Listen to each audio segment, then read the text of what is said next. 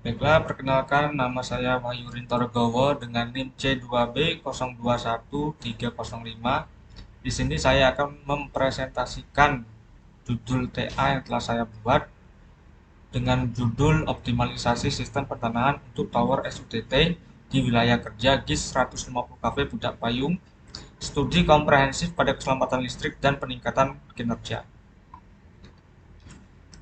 Latar belakang: sistem tenaga listrik merupakan rangkaian instalasi tenaga listrik yang terdiri dari pusat pembangkit, saluran transmisi, serta jaringan distribusi yang pengoperasiannya dilakukan secara serentak dalam penyediaan tenaga kelistrikan. Sistem transmisi tenaga listrik yang mulai dari pembangkitan tenaga listrik sampai dengan listrik yang bisa dipakai oleh konsumen adalah sesuatu yang penting untuk dapat dipelajari, mengingat transmisi tenaga listrik melewati beberapa proses yang sangat kompleks, yaitu dimulai dari pusat-pusat pembangkitan tenaga listrik. Setelah itu disalurkan melalui jaringan transmisi SUTT atau SUTET ke gardu induk sampai dengan pendistribusian ke konsumen. Adapun variabel penyebab terjadinya gangguan pada saluran transmisi yaitu yang pertama itu petir. Petir didapatkan dari pengalaman yang telah terjadi. Sambaran petir merupakan gangguan yang paling sering terjadi pada transmisi tegangan tinggi milik PT PLN Persero. Yang kedua itu ada benda asing. Terjadi ketika benda asing yang hinggap pada saluran transmisi menyentuh dua kawat atau lebih pada kawat penghantar baik atau pasah dengan body tower yang bisa menyebabkan terjadinya loncatan bunga api atau arcing. Yang ketiga yaitu pohon. Pepohonan atau tanaman yang ada di sekitar atau di bawah saluran transmisi, di mana untuk nilai isolasi pada saluran udara nilai maksimum isolasi per 1 kV adalah 1 cm. Jadi untuk jarak aman saluran listrik dengan tegangan 150 kV adalah 1,5 meter atau lebih. Yang keempat ada isolator retak atau flash. Jika terjadinya retakan atau bekas flash pada isolator yang diakibatkan oleh petir, maka akan terjadi breakdown atau kebocoran arus pada isolator tersebut.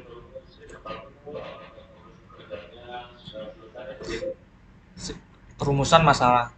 Sistem penanahan sangat penting dalam perencanaan sistem kelistrikan. Perencanaan sistem pertanahan yang lengkap akan menjadi dasar pengembangan sistem tenaga listrik ke depannya. Berdasarkan latar belakang masalah yang terjadi pada objek penelitian, maka didapatkan suatu rumusan masalah dalam proposal tugas akhir ini, yaitu yang pertama, bagaimana variabel nilai tahanan penanahan pada aset tower gardu 150 kali Pudak Payung sebelum dipasang sistem multi rod grounding atau MRG.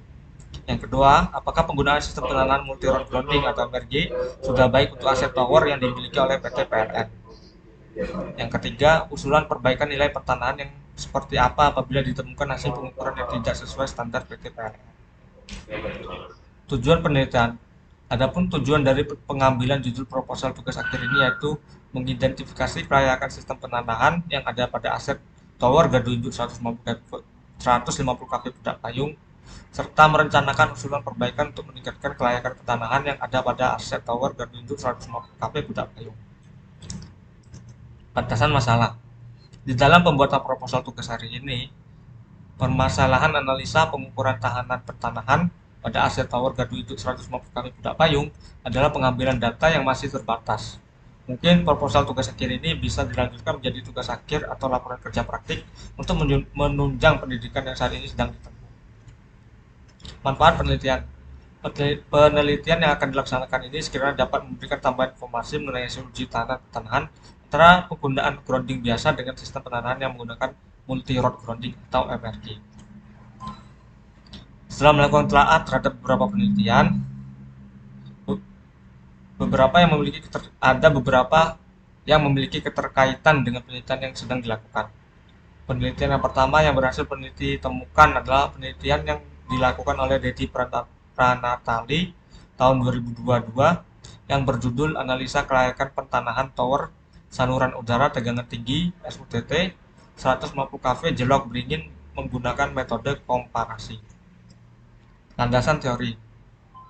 Sistem tenaga listrik. Secara umum, sistem tenaga listrik adalah komponen-komponen dalam penyaluran tenaga listrik, yaitu mulai dari pembangkitan tenaga listrik, sistem transmisi, dan distribusi. Ketiga bagian ini merupakan bagian utama pada suatu rangkaian sistem tenaga listrik yang bekerja untuk menyalurkan energi listrik dari pusat pembangkitan tenaga listrik ke pusat-pusat pembebanan. Seperti gambar yang berada di bawah ini, mulai dari pembangkit, terus transmisi, terus di gardu induk, terus disalurkan ke konsumen. Sistem transmisi, jaringan transmisi. Proses penyaluran listrik dalam kondisi tegangan tinggi atau ekstra tinggi dari pembangkit ke distribusi, jalur yang terkoneksi untuk memfasilitasi penghantaran ini dikenal dengan jaringan transmisi tenaga listrik. Yang pertama ada gardu induk. Gardu induk adalah gardu listrik yang mendapatkan daya dari satuan jalur transmisi atau subtransmisi suatu sistem tenaga listrik untuk kemudian menyalurkannya ke daerah beban, yaitu industri, kota, dan sebagainya, melalui jaringan distribusi primer. Yang kedua ada operasi sistem tenaga listrik. Dengan adanya sistem interkoneksi ini ada beberapa hal yang dihasilkan, yaitu semakin tingginya keandalan sistem tersebut. Yang kedua, efisiensi penyaluran tenaga listrik di dalam sistem semakin meningkat. Yang ketiga, mempermudah dalam penjadwalan pembangkitan tenaga listrik. Saluran udara tegangan tinggi atau ekstra tinggi. SUTT atau SUTET merupakan jenis saluran transmisi tenaga listrik yang banyak digunakan oleh PT PLN Persero. Tenaga listrik yang disalurkan lewat sistem transmisi ini umumnya menggunakan kawat lanjang sehingga menghasilkan udara sebagai media isolasi antara kawat penghantar tersebut dengan benda sekelilingnya. Bangunan SUTT atau SUTET sudah melalui proses rancang bangun yang aman bagi lingkungan serta sesuai dengan standar keamanan internasional.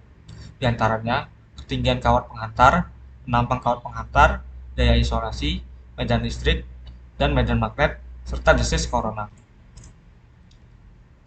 Dalam metodologi penelitian ini, saya menggunakan alat dan bahan. Antara lain yaitu menggunakan Earth Resistance Test atau Megger dengan merek Kyoritsu Q4105A, 2 buah pasak besi, dan 3 buah kabel dengan panjang yang berbeda.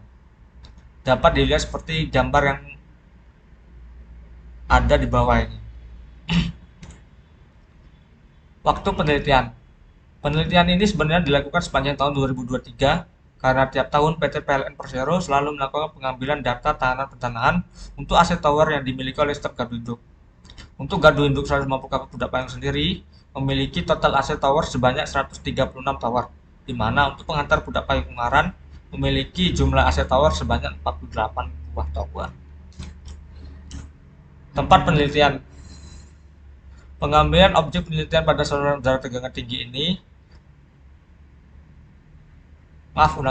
tempat pengambilan objek penelitian pada saluran udara tegangan tinggi atau SUTT 150 kV Pudak Payung Ungaran yang menghubungkan GI 150 kV Pudak Payung dengan GI 150 kV Ungaran yang berada di wilayah kerja PT PLN Persero Unit Pelaksana Transmisi UPT Semarang yang terletak di Jalan Jenderal Sudirman, Jalan Kompeni PLN nomor 3 KM23 Babadan, Gedanganak, Ungaran Timur, Kota Semarang. Untuk jumlah tower pada penghantar SUTT 150 kV Pudak Payung Ungaran berjumlah 48 buah tower dengan panjang sirkuit 27,4 km sirkuit. Metode penelitian. Permodelan penelitian yang dilaksanakan adalah dengan melakukan analisa terhadap data hasil pengukuran tahanan pertanahan tower antara tower yang sudah memakai multi-rod grounding dan tower yang menggunakan grounding lama. Yang kedua, pengambilan data penelitian. Ada beberapa metode pengukuran yang digunakan, yaitu pengukuran pada masing-masing kaki tower, pengukuran pada masing-masing grounding, dan pengukuran secara paralel antara grounding tower dan kaki tower atau biasa disebut dengan pengukuran gabungan. Metode pengumpulan data. Pada proposal TA ini saya menggunakan 2 metode pengumpulan data. Yang pertama yaitu metode observasi dan dokumentasi, di mana metode observasi merupakan metode digunakan karena penelitian mengamati langsung, melihat dan mengambil data yang dibutuhkan di tempat penelitian itu dilakukan. Yang kedua, dokumentasi. Metode dokumentasi digunakan karena peneliti mengambil data yang sudah ada dari tahun-tahun sebelumnya yang berupa dokumen tertulis atau dokumen elektronik. Variabel penelitian.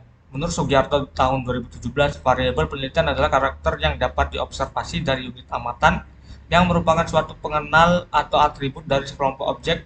Maksud dari variabel tersebut adalah terjadinya variasi antara objek yang satu dengan objek yang lainnya dalam kelompok tertentu. Dalam penelitian ini, variabel bebas atau independen yaitu optimalisasi sistem pentanahan atau variabel X-nya. Untuk variabel Y-nya yaitu atau variabel terikat dependen yaitu tower saluran jarak tegangan tinggi, keselamatan listrik, peningkatan kinerja. Baik, cukup presentasi proposal yang saya sampaikan. Mohon maaf jika ada kesalahan kata, lebih dan kurangnya saya mohon masukan dan terima kasih sudah mendengar. Wassalamualaikum warahmatullahi wabarakatuh.